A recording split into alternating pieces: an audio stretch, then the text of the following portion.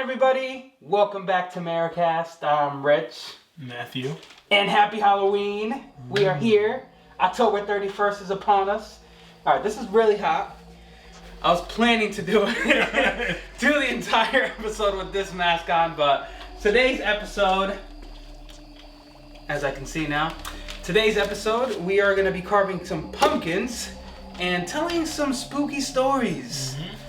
So hopefully after we're done, you'll see something beautiful and won't be able to sleep at night. Because you'll be so scared. But if it's beautiful, something so beautifully something scary. so beautiful and something so scary. Yeah, definitely. Yeah, sure. Sure, man. That's exactly what we're going to tell them. But yeah, I got my design. I already know what I want to make. And I'm just free, no underwear wearing it. Which I'm scared, because that's going to definitely be scary and give me nightmares, whatever he comes up with. I've never drawn or carved like this type of pumpkin design Well, what before. type of pumpkin have you carved? Oh, I've only carved a pumpkin once in my life. Okay, I've carved it multiple times and it sucked every time. So this time, it's gonna not suck. It's gonna suck as well. It's gonna suck less this time, essentially. But yeah, let's start, man. Let's. I got my tools right here in front of me. You know, the classic Dollar General tools. Matt has. I have some pliers.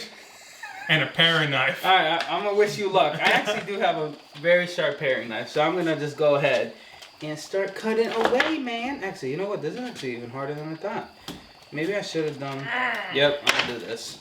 That's why they give you these tools. Look at that. Oh, yeah. Now, I'll let you do this. I know you're struggling, bro. I'm gonna let you do this. You wanna see some struggling? Because it ain't happening.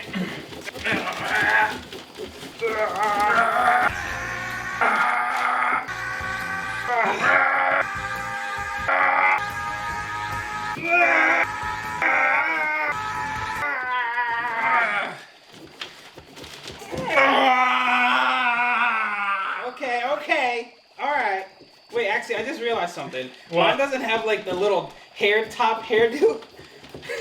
What? Like yours has that little like nip. Yeah, thing. so you can put it back. You Yeah, can't but go completely round. I don't have it. No, why did you buy one without a top? I don't know. I just bought what I saw.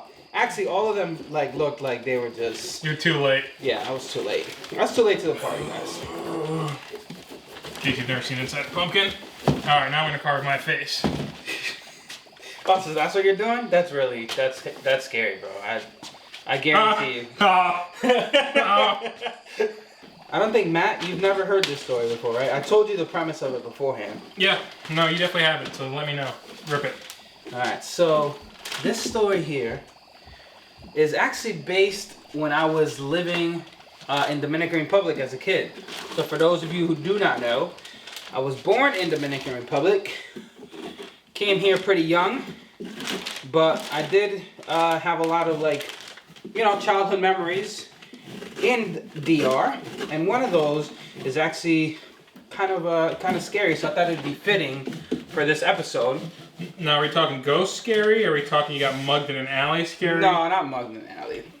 Like ghost scary, okay, like Michael Myers type level fears.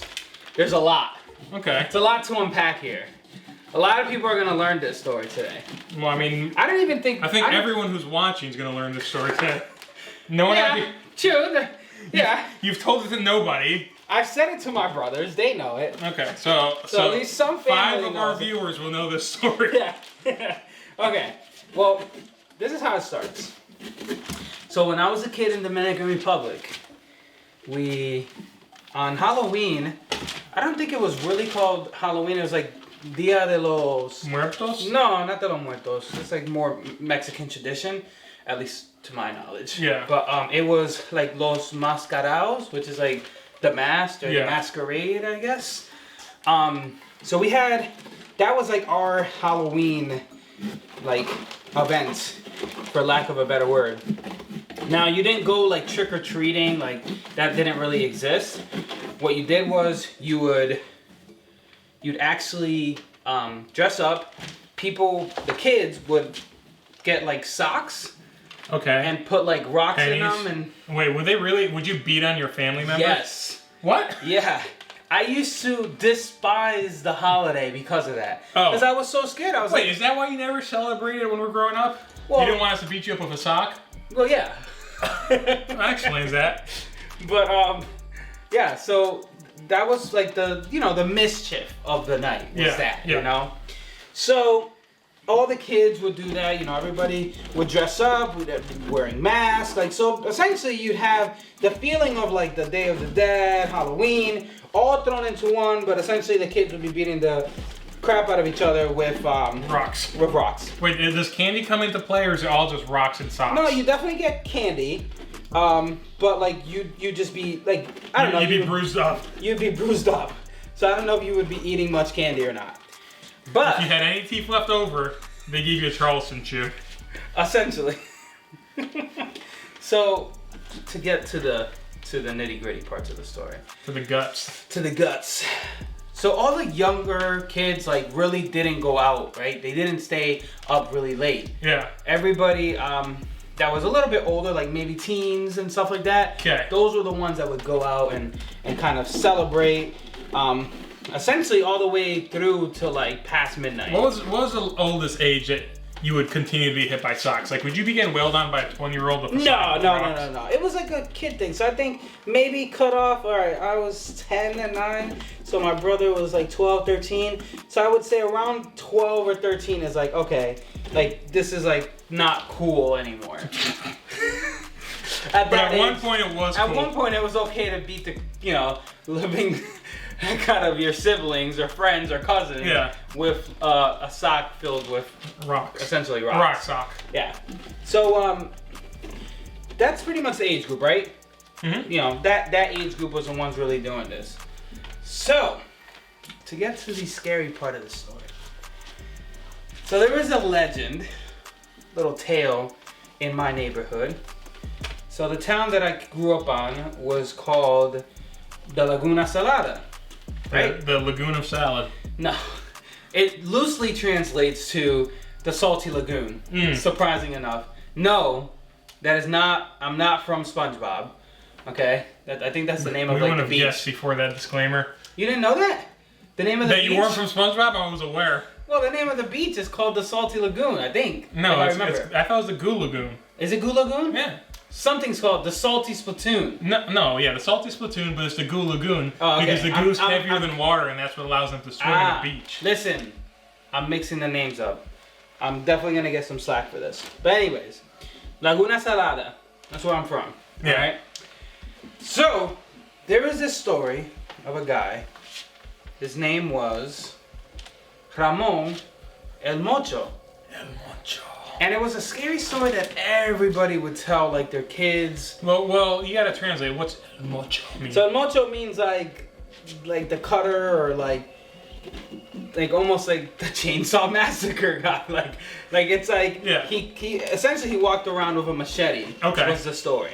Okay. So the story goes like this: Ramon El Mocho. He was young, right? Probably around the same age as I was, 10, 9 years old. He used to get bullied. Yeah, all probably the time. got hit with rocks in a sock. Definitely. All the time. He'd get bullied. And, mine is nice and clean, man. So Ramon El Mocho, he used to get bullied all the time. And what happened was, he used to work, as he got older, he started working like more construction type jobs, right? So like we're going into Ramon's life. That's how it has to build upon it. It's the heart of the legend. Okay, so he used to work in construction type jobs. My boy was a temp. Yes, all right. He would be delivering stuff right on a truck, like on like a big, like those big construction trucks. Okay. So one time, on his way back home from one of the job sites, he was riding on the back of the truck. On the pickup side. Yep. And he had his leg hanging outside of the truck. Okay. So what happened was, the truck got hit. It got sideswiped. Yes. Ramon's leg came off. Okay. Right? Gone. Yeah. Completely clean. Now, medicine and medical, attention or help. I mean, I guess even here in the States, you probably would have still lost your leg. But essentially, the man lost his leg. Okay, so Ramon has, wait, both legs or one leg? One leg. So Ramon lost one leg. One leg. Ramon's a pirate. Yes, essentially.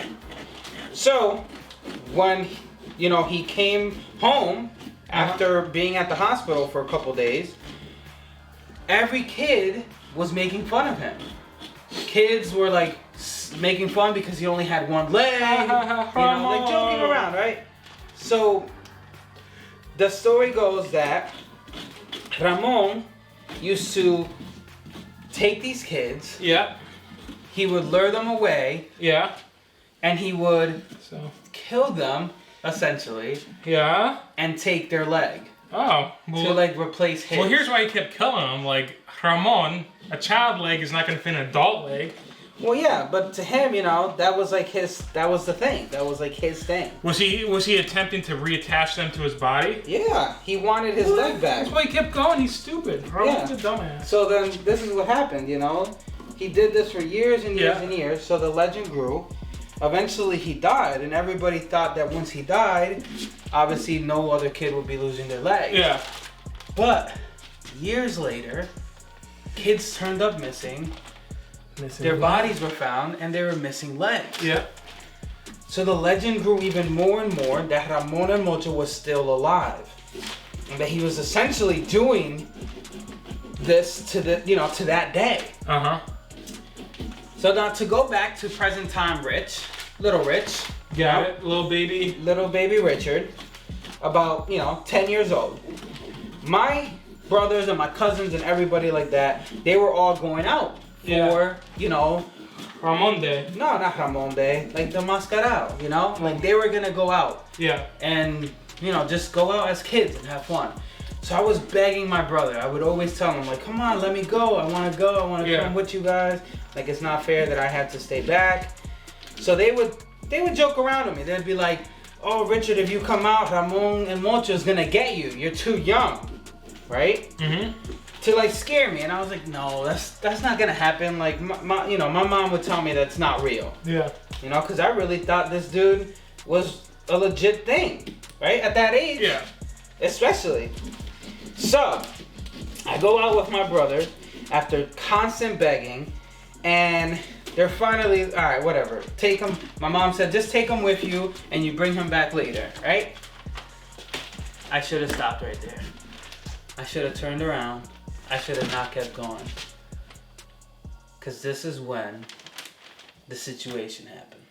That forever changed my life. It was dark. It was late. And my brothers and my cousins, they're maybe like 10, 15 feet in front of me. And all I hear is just like the rustling of the wind blowing through the leaves. I'm freaking out a bit because they're far from me.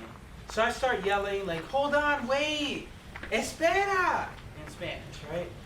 I'm like, wait for me. And they're laughing and laughing. They're going further and further away. And all of a sudden, I don't see where my brother is, and I'm running trying to find him. And what happened was, I ended up getting lost. I didn't know where I was. And all I hear is somebody whispering. Was he close to you? I would say the whisper was, come here. That close. Ooh, creepy. Yeah. And so I started retracing back how to get home, right? And I'm heading back, and all of a sudden I hear that whisper again. Come here. But this time it's coming from the murky water. And I go over there. Something was pulling me towards it. Right. I don't know what it was, but it was pulling me towards that. I think I know who it was. So I'm heading into there, and I'm looking in the pool, and I see my own reflection. But then I start seeing another face. Yes. In the murkiness of the water. And all jokes aside, I saw something come up. I don't know what it was, but something came up. The cold shiver that ran down my spine, I just ran. Yeah. Ran as fast as I could. I didn't know where I was running. But I ran. through trees, through bushes, through everything. Well, I fell. I tripped. And when I tripped, I'm telling you right now, standing behind me was a one-legged man with the longest machete, to the point where the machete actually touched the floor from his hand. Yeah. So essentially, as he walked, his machete would clink. So he would take a step, and all you hear is clink, and take a step, and clink. And he was approaching me. Yeah. And my soul left my body of the fear I just had. Yeah. That this guy the Ramon and Mocho himself was standing before me, walking towards me with a machete. And I yelled and screamed, and I just kicked away and ran. For the life of me, I ran as fast as I could. And somehow I stumbled upon my brother. Yeah. And I tell him, I just saw him. Ramon and Mocho's behind us. I just saw him. And they're like, you're just a kid. You're having night, like, you don't know what you saw. And they went over there. They looked, saw nothing. Yeah. And they came back and they said, Richard, there's nothing there. We're going back home. Like, you're too scared to come out. And they led me home.